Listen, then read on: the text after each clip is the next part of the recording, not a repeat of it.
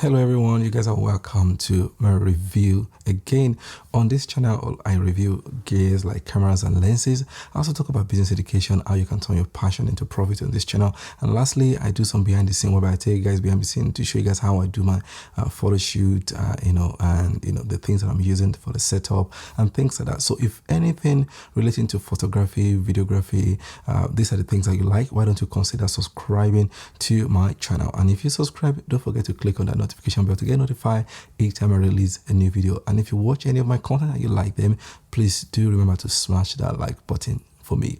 Today we are going to be reviewing this bad boy here, and this is the DJI Ronin S right here. So this is a must-have if you are into video productions and you do a lot of coverage of the video, and it's something that I've been looking forward to kind of have for such a long time.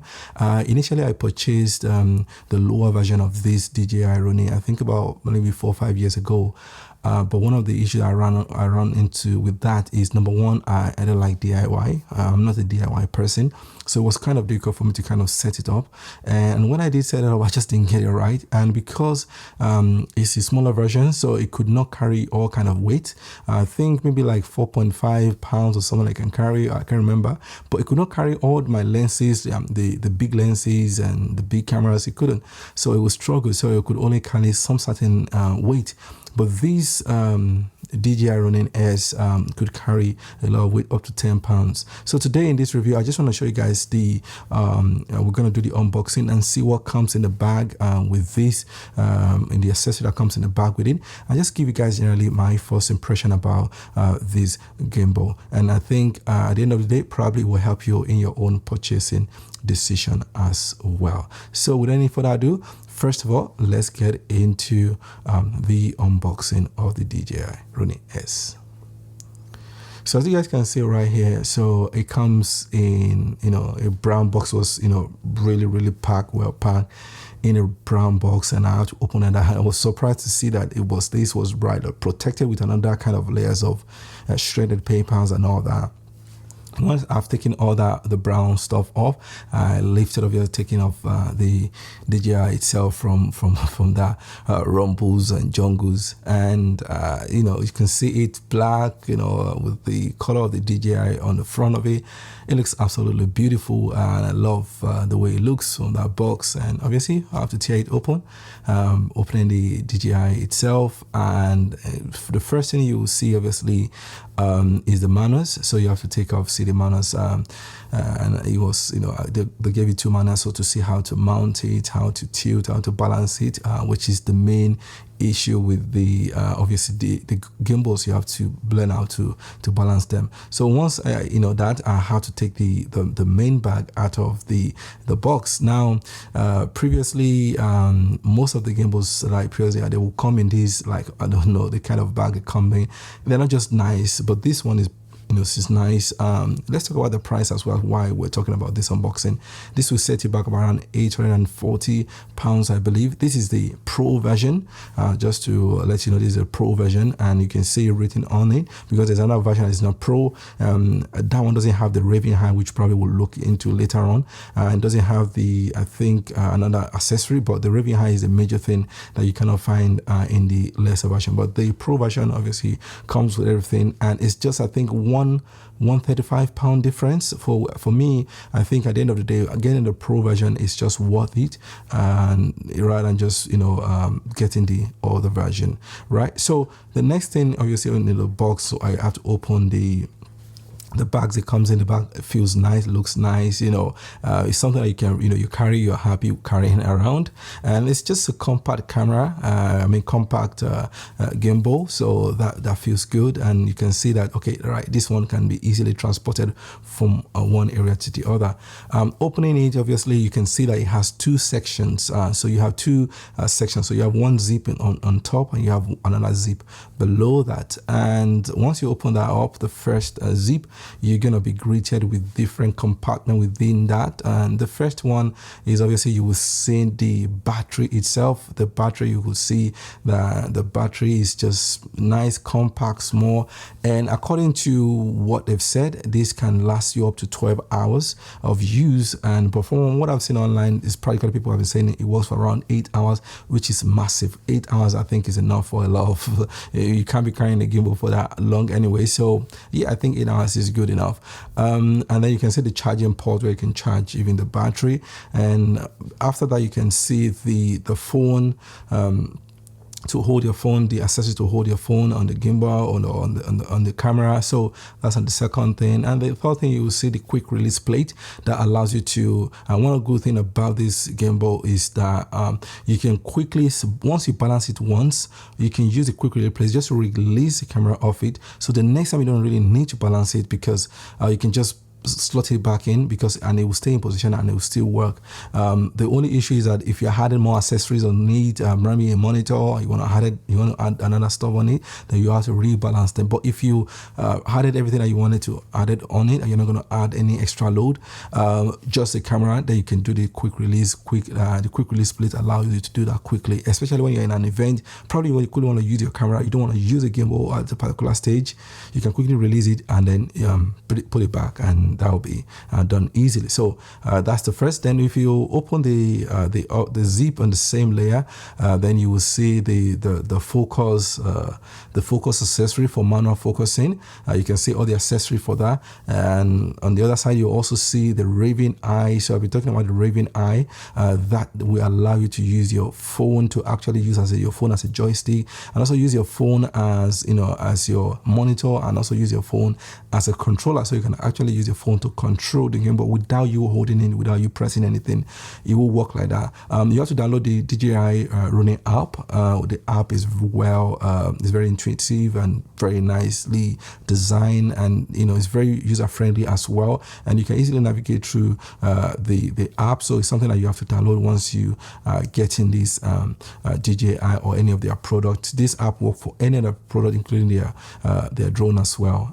So the raving eye. After that, you see all the bolts to kind of, you see the another base plate. You see, I think there were two base plates in there to mount on your camera before you now put it on the quick release plates that will allow you to quickly release your camera. Then you see every other access like a bolt, nuts, and stuff like that. Now, if you open the lower one, the major thing that you will see there is DJI itself, the main compartment, the upper one. And the good thing I like about this DJI is because it's travel friendly. It's very travel friendly. Like, you can just break it apart and put it in a small bag and carry it. The older version, I think you can't really do that, but this just allows for people who want to travel to kind of, so you have the upper one, the lower one, and then obviously it's a rechargeable battery that is in there as well. So you'll see that the top undo there, where you're going to mount your camera, and you see something like the protector is also the black protector to just protect the front, and also now on the zip you now see every other accessory. In terms of mainly cords, they gave you tons of cords, like HDMI to HDMI, HDMI to micro HDMI, USB-C to USB-C, USB-C A to USB-C.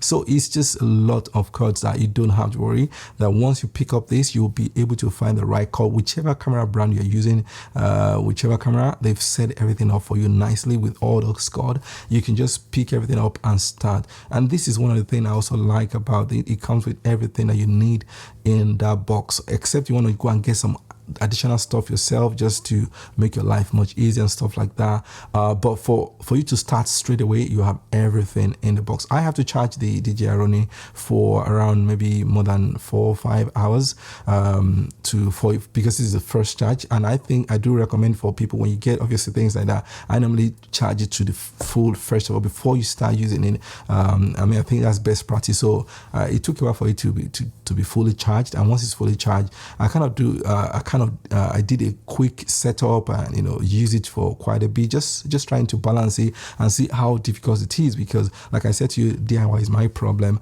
and I don't really enjoy doing DIY. So, but with this one, after watching some tutorials on how to balance it and looking at the manual, although it took me around 45 minutes to 1 hour to get it right, but I was able to balance it for the first, and I was so happy, so excited. Yes, I got it this time around, and hopefully I need to practice more just to get used to it, because sometimes when you have an event, you just quickly need to do this balancing, and that's why sometimes people are just discouraged in using it, because it takes just a few minutes to just quickly balance it. And if you're not used to it, if you don't practice regularly on balancing it, that you might not be used to it, and that might be a difficulty when you probably want to use it. So there are pros and cons obviously for these with this DJI, with the little testing that I've done.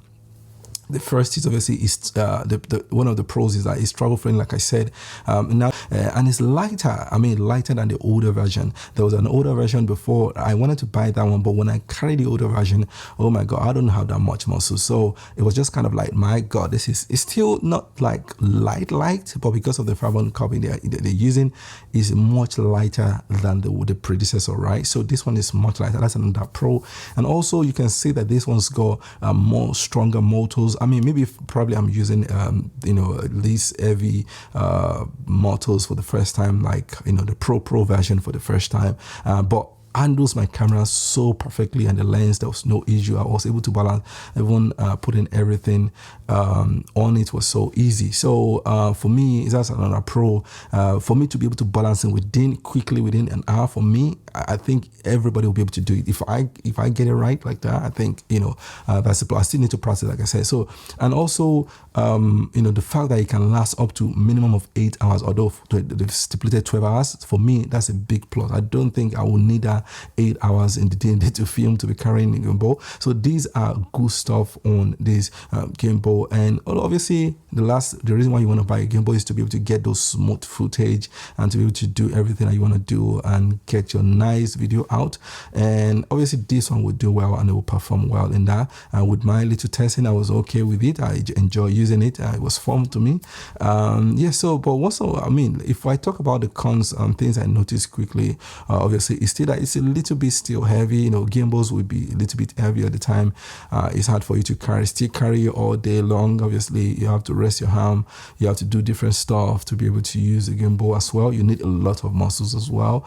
I couldn't really find a lot of disadvantage or cons with this gimbal, because it gives you so much, and I can't complain about the battery life, I can't complain about the balancing. So I think for me it works well. The only thing I had issue with was that I think there was some limitation with Sony cameras in using some certain features on the DJI at the time I was using it. I guess probably that problem will be fixed, or probably I still need to learn how to connect it. But when I connected with my Raving Eye, I wasn't able to see the video feed on my phone, but I was able to control it. I was able to use the joystick. I was able to use my phone to kind of direct the gimbal wherever way I wanted to go, while leaving it on the table. But hopefully probably I need to just watch more tutorials and see how people are doing it. Probably that's what I need. But I think that was the only thing. Using the app as well was easy for me, and it was straightforward, and I enjoyed using the app. I did a quick B-roll as well. If you guys have not seen it in the beginning of this video, I'll probably put it somewhere be in the middle or in the end of this review, so you guys can see the quick B-roll that I used this gimbal for, just to create something out of it as well, to just see how it works, how it balances well, and that's everything about this gimbal. So what is the gimbal? First of all, why did I buy? I bought it specifically because I'm an hybrid shooter, so I do both photography and videography, and most of the time I used to use a tripod. I use handheld for most of the stuff that I do, and I sometimes in some situation I just borrow a gimbal out there. But you know, all those things, I just thought, oh, why not get it? Because the stress of borrowing, the stress of thinking that sometimes you don't need to borrow it, but then you get to an event and you think, oh, I needed it. But I was thinking, you know, obviously it was issue of I needed to focus on other things, buying other things. But right now that I have it, I hope to use it as a videographer and use it at the event and use it for my B-roll, behind the scenes of my photo shoot as well, especially when I'm out there. So hopefully I'll be able to use that and it'll be useful. So that's the reason why I initially had to get it. Anyway, if you are doing any kind of serious video productions and maybe wedding events, corporate stuff like that, you need a gimbal anyway. Any professional person will need one form of gimbal or the other. It might depend on what you are looking for. There are different kind of gimbal out there, so you definitely need it anyway. So that's the main reason for me getting it for. So, and I said, I think I've answered the second question, is that who is this gimbal for? So if you're doing any kind of those things, if you're just doing a talking head like this, you probably don't need a gimbal for it. But the good thing about the DJI also is that, like I said, you can use the raving eye without you you know, actually controlling the gimbal. You can it can be stationary, and then you sit somewhere and you can control it, which is a good feature. But I don't think I'll use that all the time, probably once in a while. But yeah, it's got so much features and so much for me to also learn. This is my first initial impression and my thought about this gimbal. Hopefully in the next couple of months, after I've probably used it extensively, and you know, probably I'll discover more things, and at that point probably I'm able to give my final thoughts on the gimbal. But so far so good. I'm enjoying it, I'm loving it, and obviously this is still a journey and I'm learning every day. I'm learning to improve every day. Let me know in the comment section what if you use gimbal or not, and what type of gimbal do you use, and what are the pros and the cons in your own view of using a gimbal. So thank you for joining me on this review today. I hope to catch you guys in my next video. Bye bye.